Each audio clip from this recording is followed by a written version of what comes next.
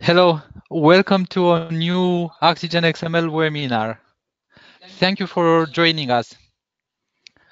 Today we will talk about setting up a DITA project. My name is George Bina and I will be your host, and I invited my colleague Stephen Hinks to share with you some ideas on how to organize a DITA project. Here it is some useful information before Stephen will start his presentation. The answer to the most frequent question is yes, and the question is whether the webinar will be recorded. So we always record our webinars, and the recordings are made available on the event page, the page where you went to register for the webinar, as well as on our YouTube channel. And our YouTube channel contains a lot of interesting video recordings, and I encourage you to discover that if you haven't done that already. You can ask questions at any time, either using the questions panel in the GoToWebinar interface, or you can use Twitter. And in that case, please mark your questions with the Oxygen XML hashtag, or you can address them to the Oxygen XML account. We'll try to respond to your questions as you ask them, but at the end we reserve some space where we'll go through all your questions, and you can also ask additional questions then at the end. Okay, so now without further ado, I will make Stephen presenter so he can start his presentation. Hi, Stephen. Hello, thank you, George. Hello, everybody. Let me share my screen. Okay, so in this webinar, as George mentioned, I will be discussing DITA projects, and the scope of this webinar is to provide basic information about the concept of using projects in Oxygen and to provide suggestions and tips for planning a new project. I'll show you various features in Oxygen to help you organize and reorganize DITA projects, and I'll provide information about migrating other document types to DITA. So our agenda. First, I'll briefly discuss the concept of an Oxygen project. Then I'll show you some of the project-related features in Oxygen. Next, I'll offer suggestions and tips for planning and organizing a new DITA project. Then I'll show you how to create a new project in Oxygen. I'll provide information and show you how to migrate to DITA from other document types, and I'll discuss a few other helpful features for those who are already working with DITA projects. And just a note, throughout this webinar, I'll be using several different projects, and that includes our DITA project that we use for generating all of our user manuals and some smaller sample projects as well. So what is an Oxygen project? It represents several things. It provides a way for you to organize and manage your XML-related files. It provides the means for offering various contextual menu actions for working with files or resources, and some of those actions are batch-related operations that can be used for multiple files at once. It provides a way to easily switch between multiple projects without losing the session context. In other words, it remembers the session. It stores certain project information in an XML file with an XPR file extension.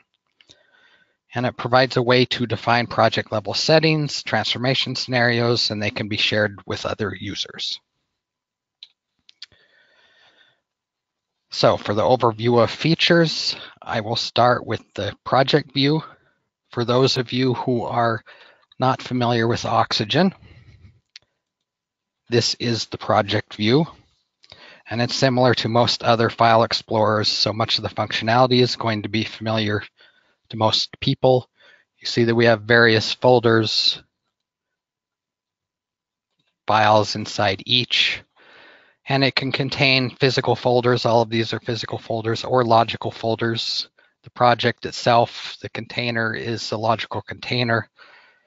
If I switch the sample project, you see that there's a logical folder here, and the files inside are links to files. You see that the icon is a little bit different, has an arrow as opposed to a physical file. Next, the contextual menu actions. So there, of course, it depends on where you're at, but so for example, inside of a logical folder, you can create more logical folders, whereas inside a physical folder, you can only create other physical folders. For files inside a logical folder, you can both remove them from the project or from disk, whereas for a file inside a physical folder, you can only remove it from disk, which of course also removes it from the project. And some of the most common and useful actions, I often use the rename resource and move resource from the refactoring submenu. Find, replace, and files is common.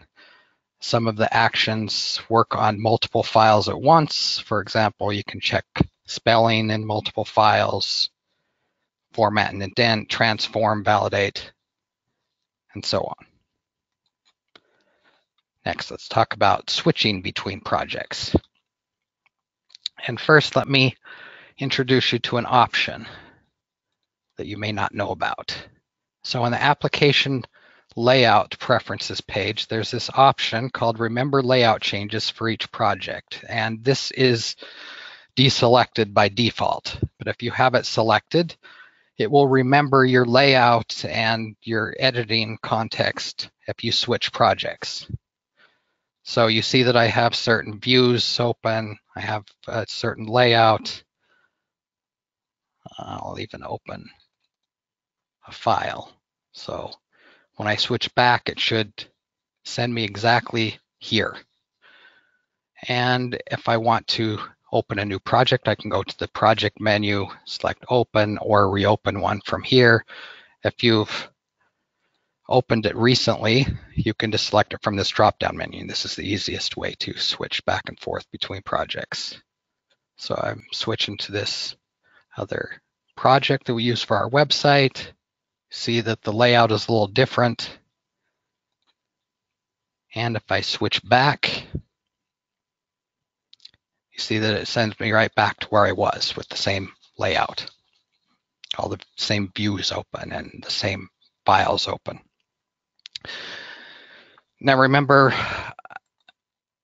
I said that the project information is stored in a file, project file. It's with an XPR extension. So I'll talk about that in project level options. So for this sample project, this is the XPR file. I can open it as an XML file, and there's various settings. Most of these are transformation scenarios and their options, but you also see for the logical folder, those referenced files are defined here. And for project level options in the preferences pages, a lot of these preferences pages have these options at the bottom. You can either select global options or project options. If it's on global options, it means that it's going to be stored locally and it's just for this user's session. If you switch it to project options, it'll be stored in the project file.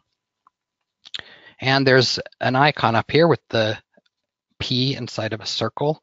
If I select this, it'll filter the option pages to show which ones I have set to project options, which in this project I don't have any. In our user manual project, you'll see that I have lots of pages that have project level options. For example, spell check and profiling. One of the most important ones is the document type association. We use an extension of the built-in DITA framework. And for example, we have some custom actions defined. And if I go to the validation tab, we have some custom validation scenarios defined. This rules schematron is where most of our writing rules are stored. We have lots of schematron rules and quick fixes stored there. And because all of these project level options are stored in the project file, it's very easy to share with others. In our case, we just commit changes to our repository, and anyone that needs access to the changes pulls the changes. This next section, I'm going to offer tips and suggestions for planning and organizing a new DITA project. This is to help those who are just getting started with a DITA project and those who are planning to convert to a DITA format. And perhaps there's also some helpful information for those who are already working with one. The first suggestion is to define your general high-level needs. These are just some examples of things that you might want to consider when you begin planning your project from a high level. These first few, you may want to decide on the number of deliverables you need and the types of output you need to produce. For example, these are our deliverables. It's for 12 product user manuals. And these are our 6 output types. And for these first 6 deliverables, we produce all 6 output types, or 36 deliverables. And for these other 6, we only produce web help output, so 6 more deliverables. I'll show you our DITA map. So these first 22 submaps, notice we have one main root map, and then a bunch of submaps. These first 22 submaps are actually chapters for these first 6 deliverables. I switch back. The next 6 submaps are actual entire user manuals for the next 6. And perhaps you're wondering why we would have 22 submaps that are chapters and then 6 that are entire user manuals, and they're on the same hierarchical level. Well, when our documentation project began many years ago, these other 6 projects or products didn't exist. And we could have organized it differently even as these new products started to be developed. We could have had a submap and stored those 22 chapters in that, and so that all main manuals would be on the same level. We could even have stored each separate project or product in a separate project. But since we have a very small documentation team, we opted for whatever is most efficient and convenient for us.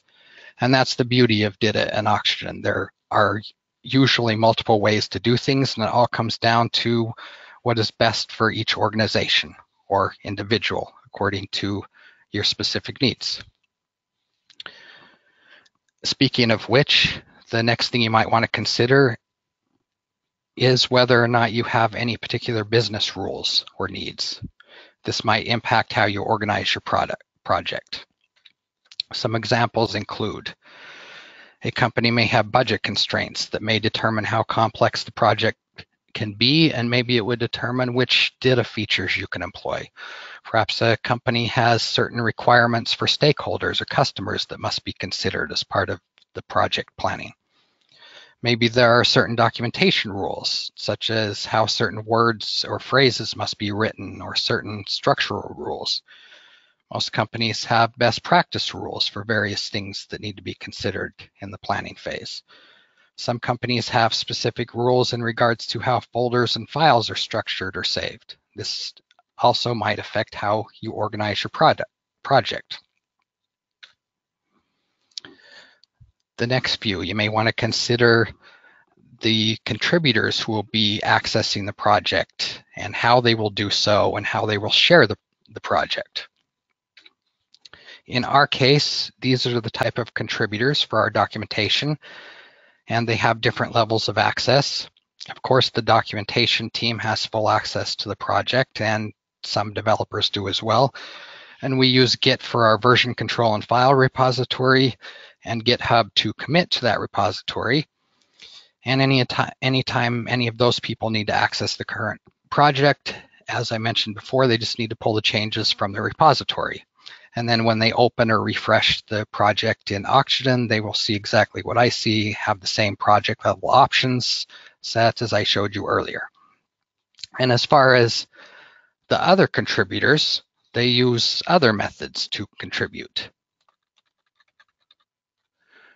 For example, we use Jira for our project management, and some of the teams, such as the quality assurance team, subject matter experts, they will use this method to access and contribute.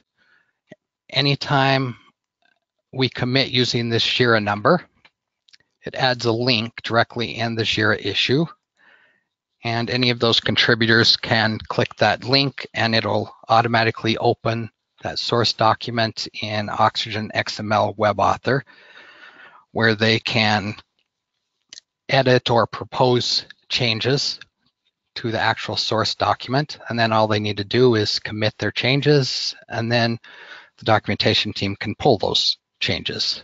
Likewise, if our support team or other teams find a problem in the published output, in both web help and PDF output, we have an edit link. And they just simply click that edit link, and again, it'll open that document in WebAuthor where they can contribute. So while these other contributors don't have direct access to the project, they contribute using these other methods, and then the documentation team pulls their changes. And like I said, these are just some of the things that you may want to consider when planning your project. And of course, there may be other things to consider, such as your overall goals for the project, how soon it needs to be completed, etc. The next suggestion is to decide what type of DITA constructs you will use. And I'm not going to go into great detail about which DITA constructs you should or shouldn't use or how to use them. That's not the scope of this webinar. And this type of thing really comes down to your specific needs or preferences. But you should really familiarize yourself with DITA concepts and some of the things that I'll be talking about if you're just starting out. So in the planning phase, here are just some examples of things you might want to consider in regards to DITA-specific constructs or features. And I'll discuss how we use most of them. First off, which type of DITA topic types will you use? Will you use topics, tasks, concepts, troubleshooting, and so on? I can tell you from experience that it is helpful to define a set of rules in regards to these type of things from the beginning. I personally prefer to use the DITA topic type because it's less restrictive, but other companies that have large documentation teams may want to use more restrictive types so that they can make sure that their documentation is more consistent, especially depending on the type of document. Next, will you use a book map? Do you need a glossary, index terms, a front matter, back matter, etc.? Again, you should familiarize yourself with these DITA concepts to see how they might benefit you, and it's much more efficient if you implement these things from the beginning. If we look at our map, you'll see that our root map is a book map, and in our front matter, we have a subject scheme map to define our controlled values, key definitions, reusable content, external references. This defines how the table of contents will be presented. We have a glossary at the end. Also in the back matter, we define how the index will be presented.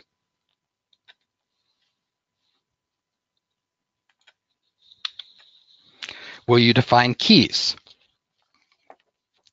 I'm sure most DITA users do, and if you plan to use keys, you probably want to organize them in a certain way that makes it easy to find particular keys when you need to. And again, I'll show you what we did. So we have a submap for all our key definitions, but they aren't really sorted very well. They're just kind of all over the place. Our glossary terms are also defined as key definitions. And I use this DITA reusable components view a lot. And you'll notice that it, by default, sorts them in the order that it finds them in the root map. So if I scroll to the bottom, you'll see that the glossary terms are all at the bottom. That's because they appear last. And we do have a really good naming convention for the glossary terms and some of the other things as well in here. But it would have been nice if we would have done this from the beginning and had a good naming convention for all of them, sorted them better so that it's easier to find them. Now, we do have a lot of features such as the DITA reusable components view that helps you find things. Of course, I can sort them alphabetically and use the search field. And there's other mechanisms where you need to find keys. You'll notice that this dialog box by default sorts it alphabetically. So again, it would have been nice if in retrospect we could have gone back and sorted them and used good naming conventions from the beginning. So these are things that you should plan from the beginning. You'll see that this other sample project sorts them this way. They have a submap for external links, keys for topics, keys for variables. But again, it all comes down to your specific needs, what's most convenient for you. Next, would it make sense to use profiling, condition sets, controlled values, DITA val filtering?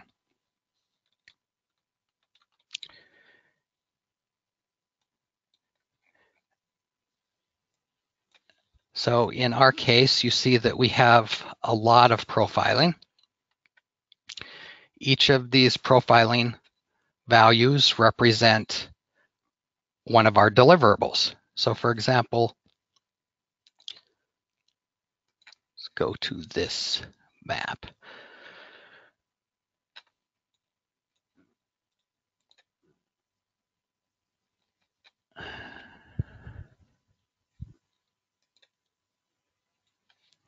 So this entire chapter is profiled for author, developer, and editor for standalone and also for the Eclipse variants.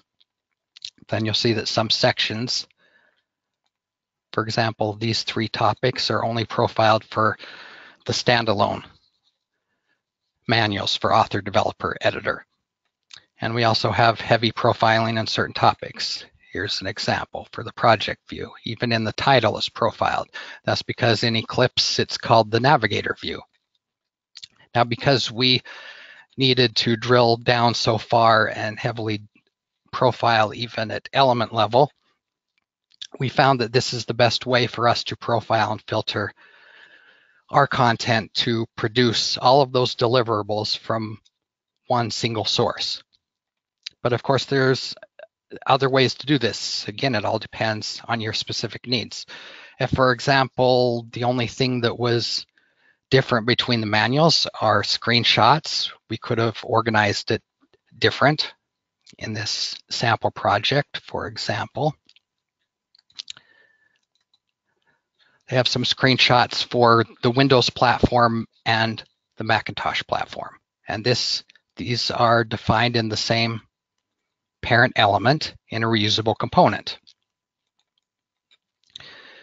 And they have 2 topics, one profiled for Windows, one profiled for Mac. Of course, these could even be in different maps. But for the Windows and the Mac installation, you'll notice that they're referenced exactly the same. But if I switch to the Windows condition set, in the output, it'll only show the screenshot that's profiled for Windows. If I switch to the Macintosh, it'll only, in the output, it's only going to show this screenshot. Again, this is how they organized it in theirs, and it really all depends on your specific needs and what is most efficient and best for you. Maybe you will want to use a relationship table to automatically generate related links. And again, this is something that you should think about in the beginning because it will save a lot of extra work. In retrospect, we probably could have done this, but by the time we started to consider it, we had thousands of topics, and you saw how heavily we profiled things. So it would have been very complicated and a lot of work to go back and add relationship tables after the fact. And you'll see that in this other project, they have the relationship table defined in its own map. This one is very simple, but again, you can see this is something that would be so much easier if it was defined from the beginning.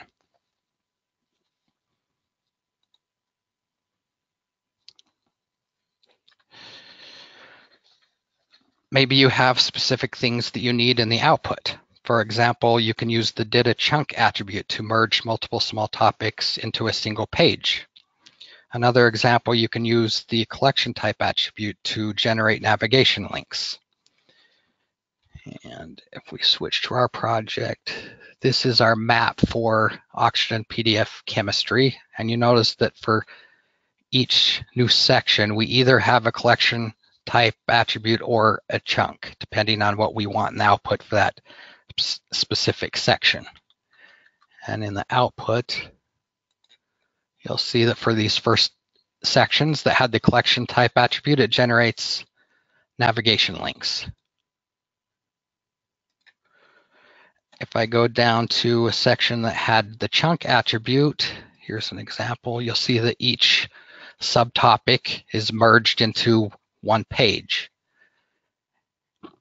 And you may have other output related things you need to consider. In our case, again, we needed this edit link, and you notice that it's added for each subtopic when we have it merged using the chunk attribute.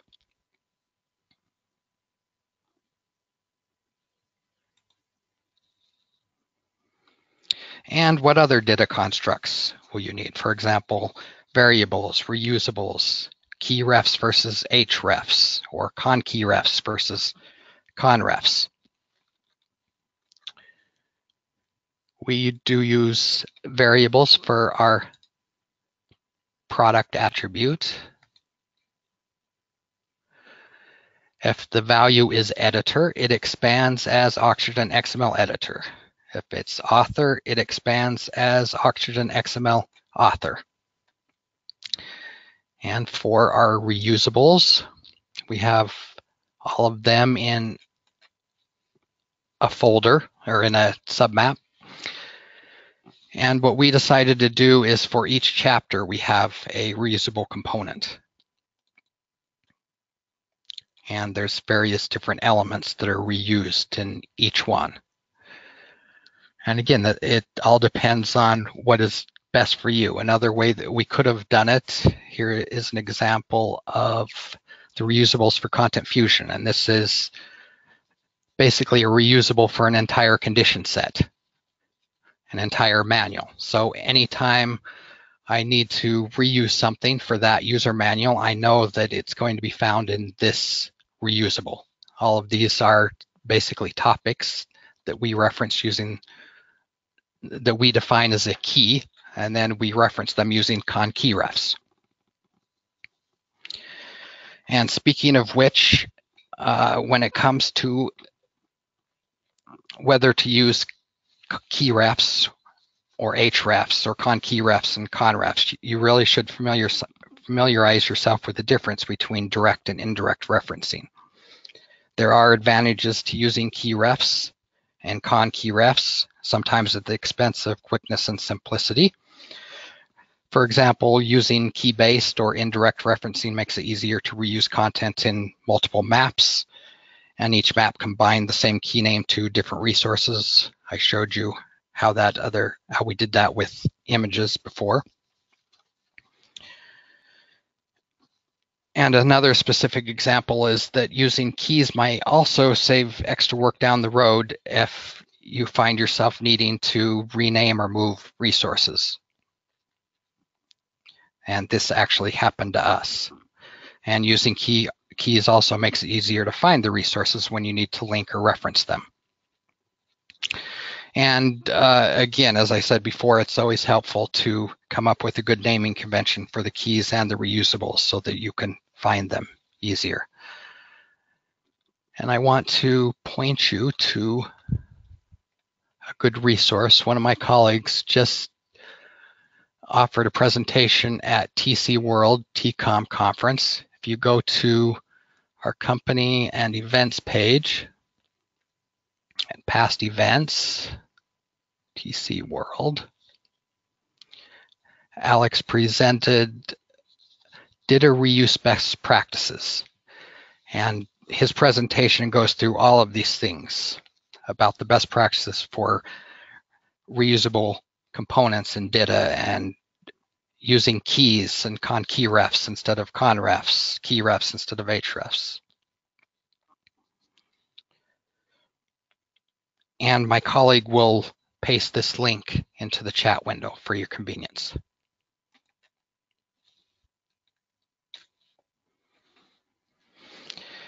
And some other things to consider while planning a new DITA project. Versioning control and continuous integration. Again, we use a Git repository, GitHub for commit actions, and for our continuous integration, we use Jenkins. It provides the means for various tests to make sure that we don't have problems with our project, automatic builds for automatically generated output, etc. But again, these are things that you might want to consider when planning your project. Perhaps you want to restrict the number of elements or use or control attribute values, and there are various ways to do this. The way we restrict elements is through schematron rules. So let me add a restricted element. You see that I get a validation error saying you should not use this element because it's not rendered properly in the output. Use a code ph instead. And we have a quick fix defined to automatically fix the problem.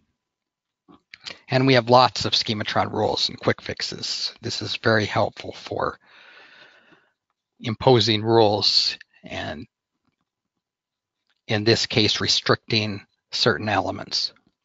And I showed you earlier how we use I mentioned that we use a subject scheme to control values of the project attribute. Let me show you our subject scheme.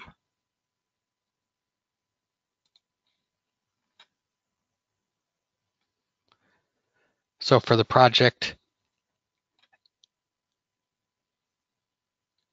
attribute, these are our controlled values. And you see that we even have a hierarchy. So for these three, we can use standalone. For these three, we can use Eclipse.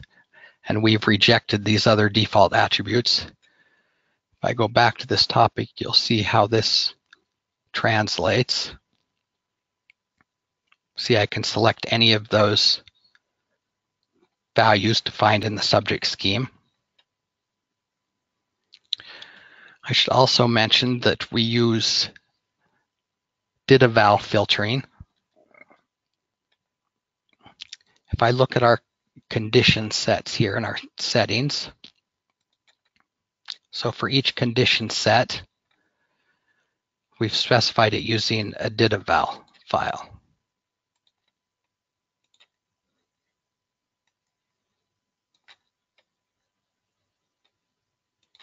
If I open that, you see that for example, Content Fusion, for any content that is profiled for Fusion, if we're using this value for generating output, it will include it and it'll exclude all the rest.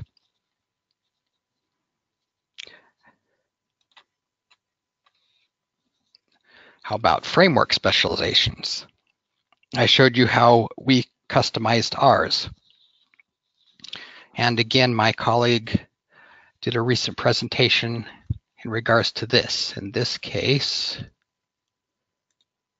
this was a webinar a few weeks ago, creating oxygen frameworks. and it'll teach you how to customize your own framework.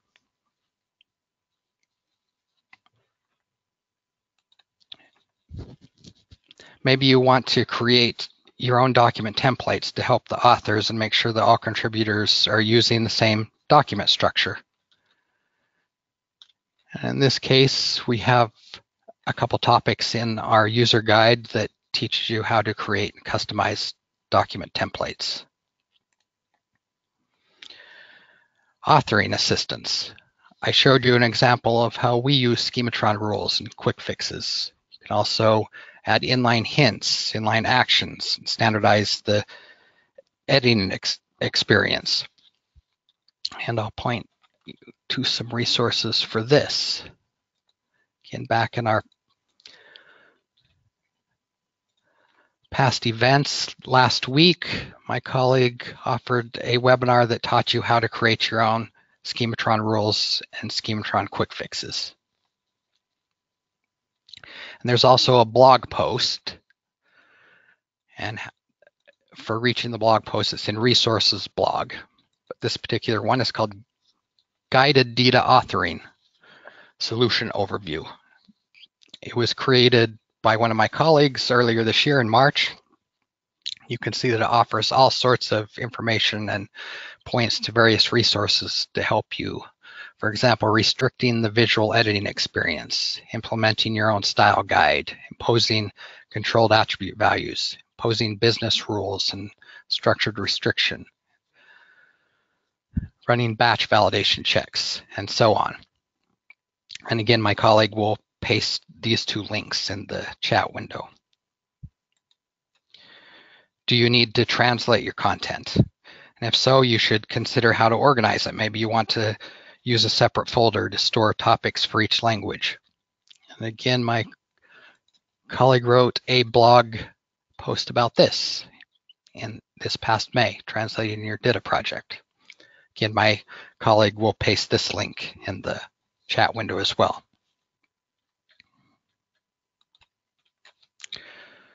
So those are things to consider when planning and organizing your project. Just some examples. There's a myriad of things. But now that you've planned according to your needs, you've planned what type of DITA features you will use and considered all the other factors, now you can decide how to organize your project folder structure and the structure of your DITA map. And I showed you some examples of how we organized ours, but again, it really comes down to your specific needs. And you'll save yourself a lot of headaches and time if you plan these things from the beginning. Now I'll quickly show you how to create a new project in Oxygen. I say quickly because it's very easy. If you go to the project menu, select New Project, and select where you want to save it, give it a name, and it creates a new project. And you'll notice that whatever folders and files were already in that location where you saved it are going to be included in your project. I notice you don't see the actual XPR file in this case. If you go to the settings menu, there's a filter here, and by default it will hide the XPR file, but if you want it unhidden, you can easily unhide it. There's my XPR file. And of course, you can now start adding logical folders.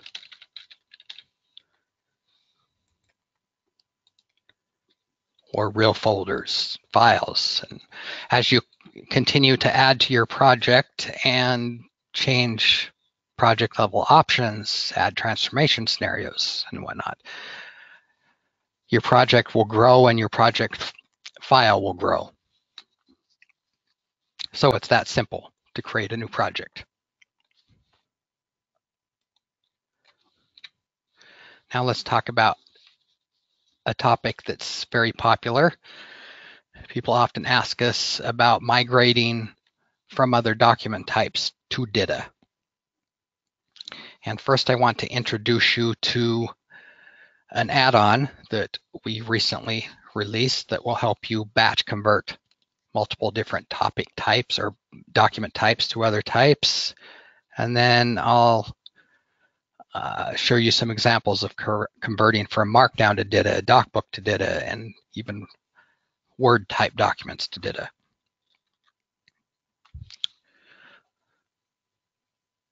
So the add-on first. If I go to install new add-ons and the default update site, it's this batch converter add-on. I'm not going to install it because I already have. It's only here because there's a new version that I could upgrade to, but it'll require that I restart the application. But what it does, once you've installed that add-on, then in the contextual menu in the project view, you have this menu, batch converter. You can see that you can batch convert HTML documents to DITA or Markdown to DITA and various other types. And I have some Markdown documents here. So let's try it. And gives me a preview of what the input files are. I can even add more in this dialog box. It's letting me choose an output folder, and you have the option to open the files.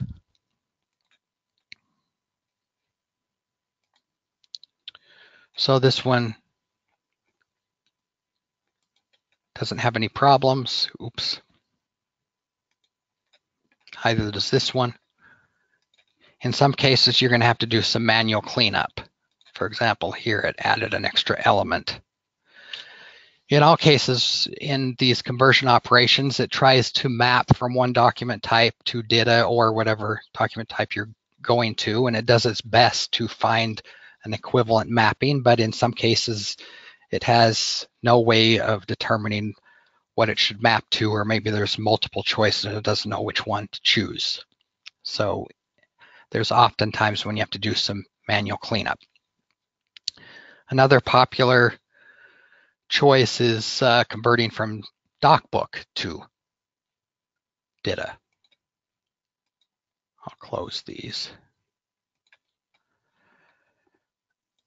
These 4 documents are DocBook documents.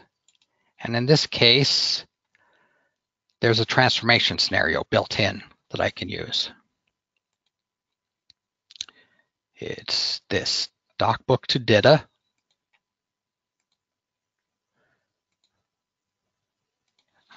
I'm going to choose to put the output in that same output folder that batch converter just created automatically.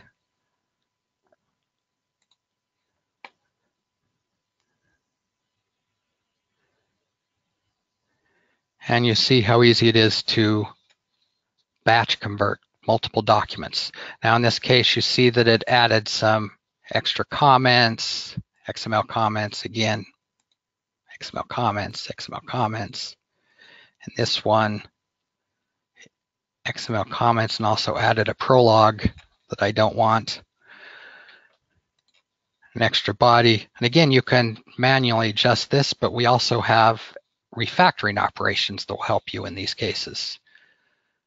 So if you go to Tools, XML Refactoring, first let's delete that prologue element. So we have a delete element operation. The element was prologue. I don't want. In this case, I'm going to choose all opened files, but there's various different scopes that you can choose from. And you can preview it. In this case, there's just one file that is going to change because there was just one that added the prologue. And you see that it deleted it. Now let's remove all the extra comments. There's an operation specifically for that. And the parent element is topic in this case.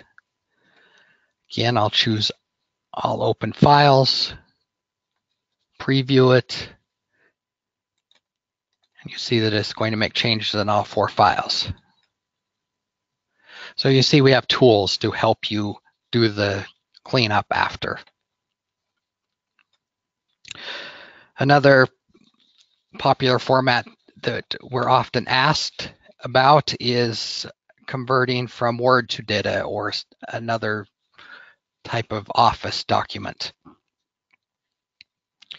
And there's various methods that you can use for this. We have a topic in our user guide that explains the various methods. There's a couple for multiple documents, the first 4 for single documents.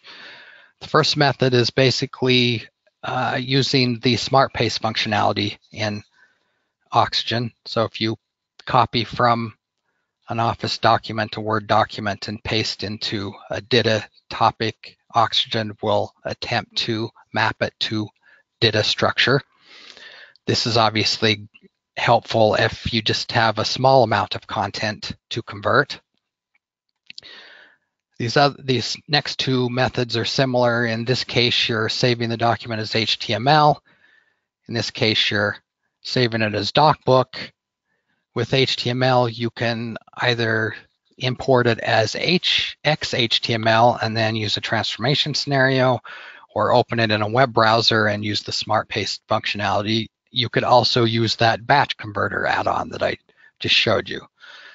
I'm going to use this third method, docbook, because in my case, when I tried the HTML method, there was more manual cleanup after. But that may not be the case in your case.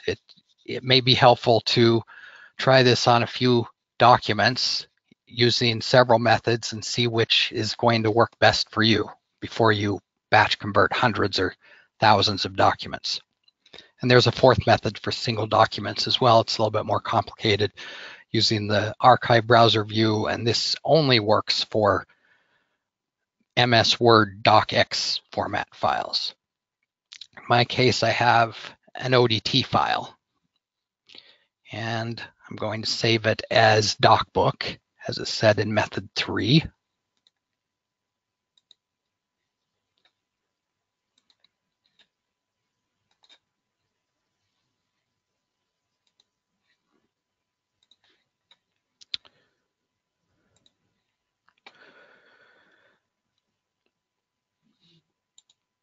I need to refresh.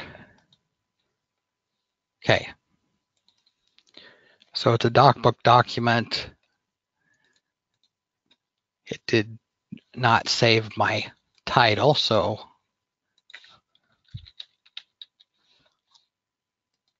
I'll add that first because I know that's going to be a problem when I convert. So sometimes it's actually helpful to fix things before you do the conversion.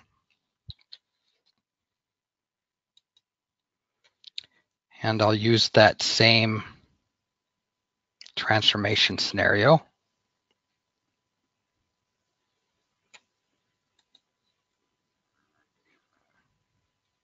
Oh, I won't worry about where it's output this time.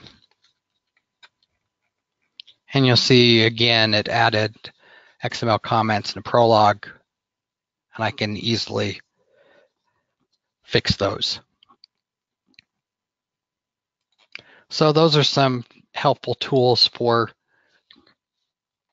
converting.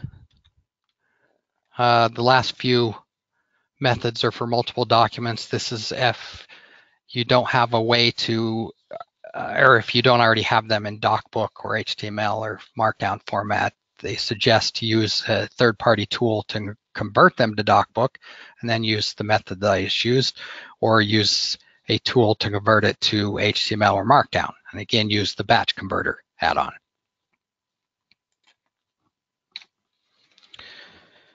And in this last section, I want to present a few helpful actions and features for already existing projects.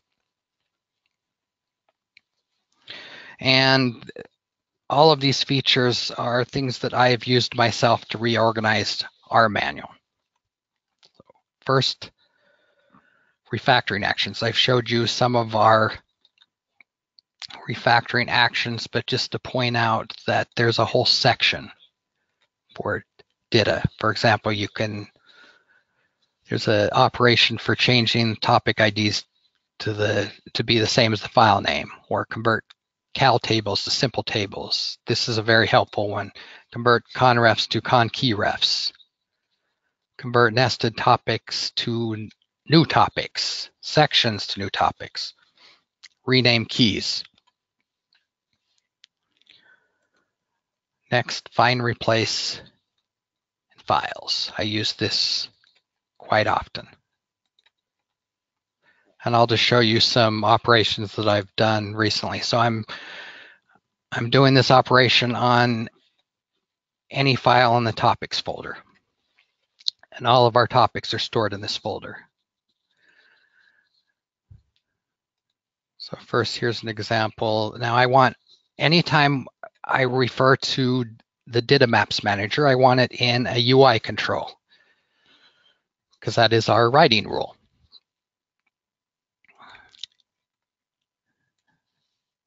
In this case. Now this restrict to XPath, basically what I'm saying is find any instance of DITA Maps Manager that is not in an XREF, a term, already in a UI control, and so on.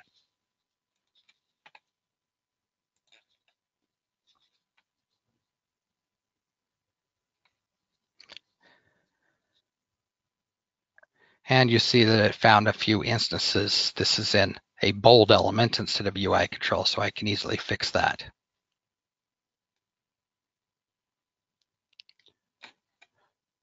Go back, do another common one and replace this time.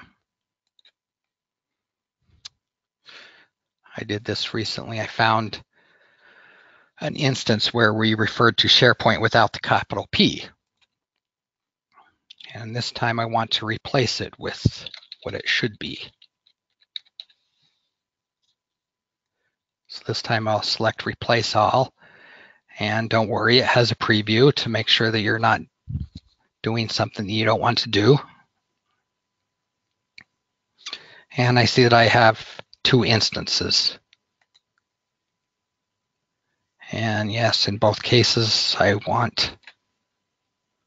So I fixed that. That's a very helpful tool that I use in the project view.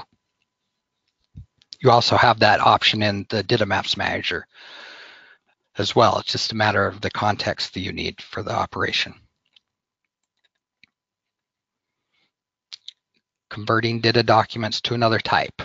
I've used this quite a bit.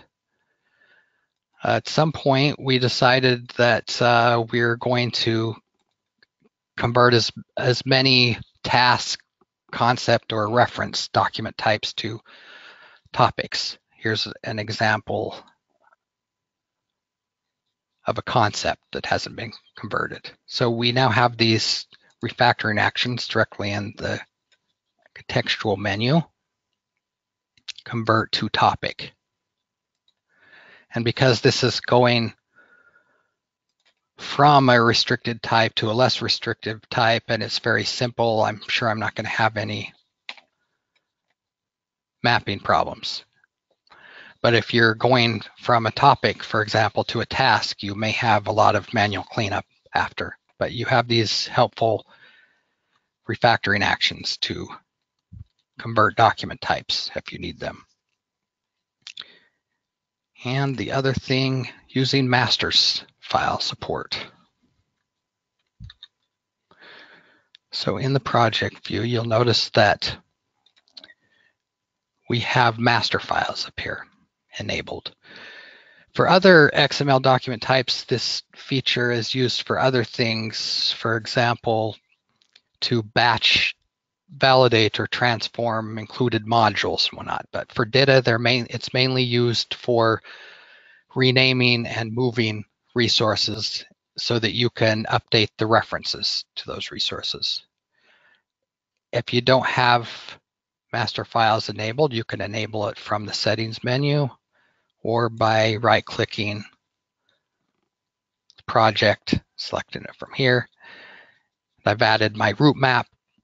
And so now if I need to rename or move a topic or other DITA resource, you notice in this dialog box, it gives me the option to update references to the moved resources. And I can choose the scope, in this case, master files, so it will update all references in the scope of that route map. This is very helpful. When I reorganized our project, for example, moving all the DITA files to its own folder, moving all the maps to its own folder, and so on. This is how I moved them without breaking the references to them. Also, for non-DITA resources, I actually have one in here. To find it, there it is. This is an image. It should be in the image folder. For non-DITA resources, you see that I don't have that option in the refactoring menu, but I can cut it and paste or drag and drop. And if I click yes, again, you see that it gives me the option to update references. In this case, I'm actually going to do it. It takes a minute because it has to search through the map, but so I've used these tools quite a bit to reorganize our project, and we've been adding more and more of these type of features, conversion, refactoring actions, whatnot. So whether you're just beginning the process of creating a project or you're already using one, you have a lot of tools to help you, just as they have helped me. So you can see that there's a lot of different things to think about in regards to organizing your DITA projects, a lot of tools and features to help you. And hopefully this information will be of some help and give you some ideas for planning, creating, organizing, and reorganizing your DITA projects. So it looks like I've almost gone an hour, and I will turn the time back over to George so that he can answer some questions.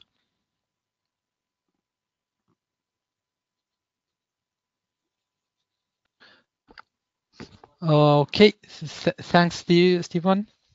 And please feel free to ask questions. So one question that we received was, what is the reason to prefer DTDs over XML schema for DITA? And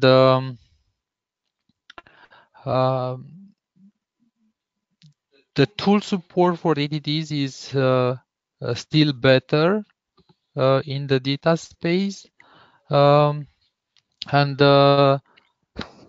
DITA specializations are very difficult to create with XML schema because of some problems with the redefined mechanism in XML schema and how that is implemented.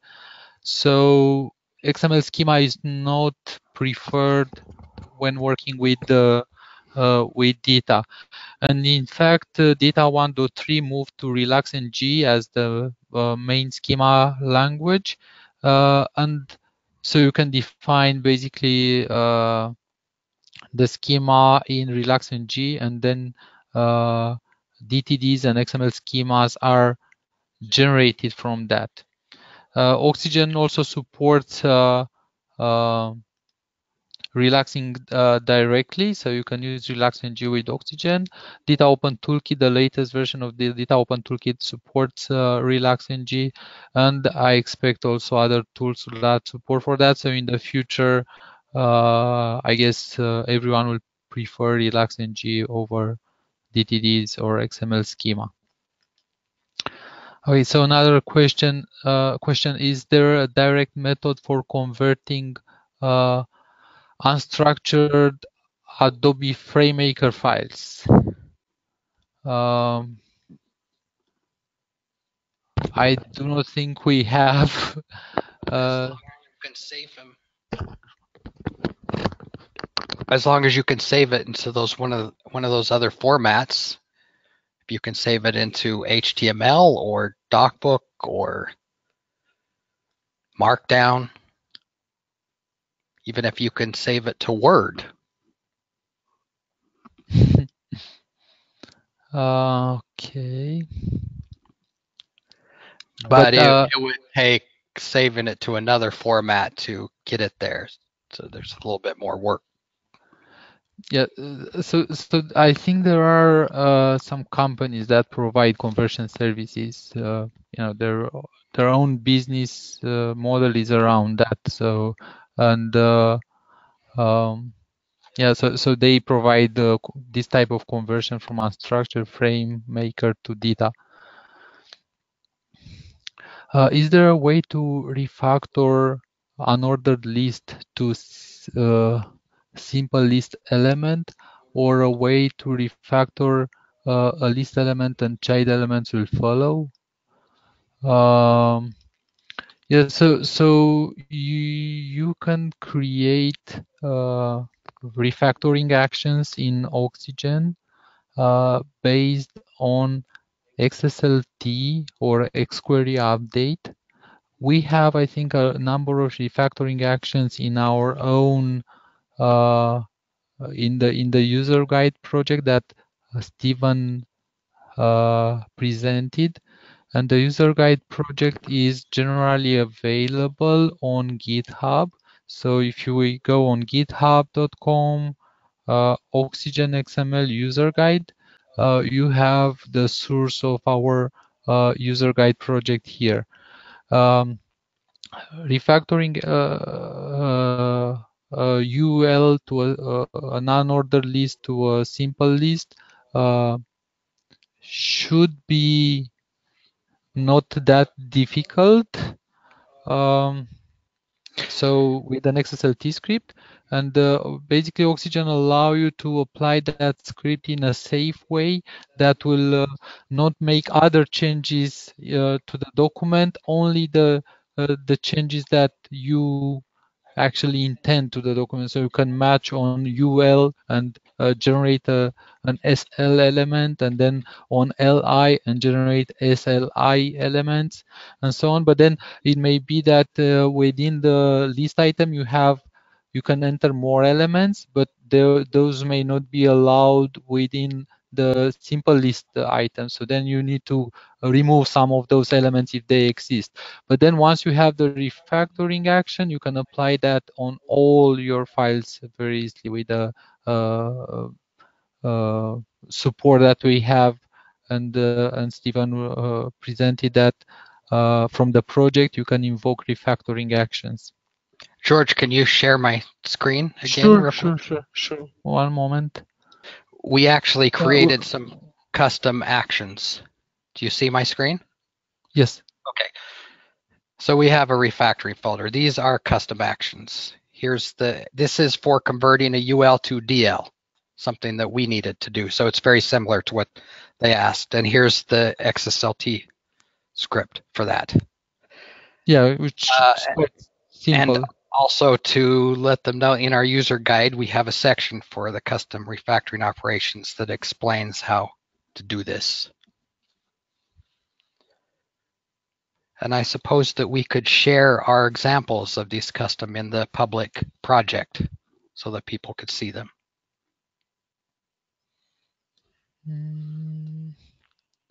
So they are within DITA.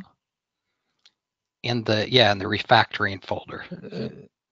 Yeah, they are already. Oh, they're already there. Okay. There's already the fixed profiling action is there, not the one with the Oh, UL to okay. So DL maybe we can conversion. add that to the public project, that Yes. particular, Yeah. just to give them an idea of how to do that particular type.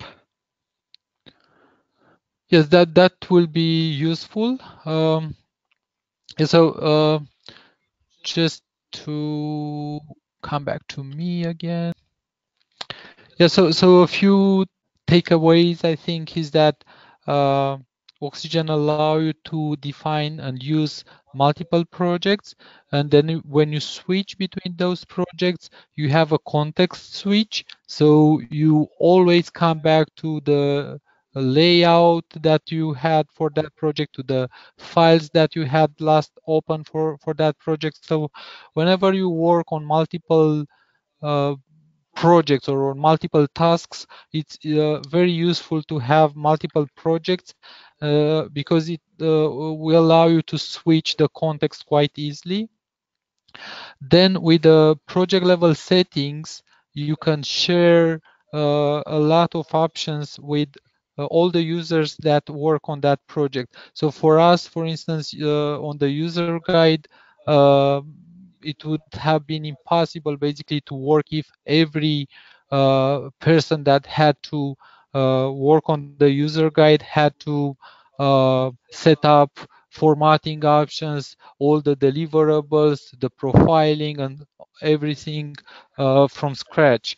And then the batch operations, like searching across all the files and replacing in them, or refactoring operations that can run on all your topics. These are also some of the it's some of the very useful functionality that the project support provides. So I just want to point you to the upcoming events. We hosted a number of webinars, I think 7 webinars or so in the last month, and we still have one more to go this year. That will be next week, and it's called Oxygen XML Productivity Tips and Tricks, presented by our colleague Radu Koravu. Uh, this uh, should be one of the important webinars to attend. You will learn a lot of interesting tips about Oxygen. And then next year, you can find us at a number of conferences. We will start with XML Prague, where we have our usual Oxygen users meetup in the pre-conference day. And then we'll be at TC World India, DITA North America, and the STC Summit conferences, and probably more to come in the last part of next year. So with this, I think we are a bit over the hour. Thank you, Stephen, again, and thank you all for joining us, and hope to see you next week. Goodbye.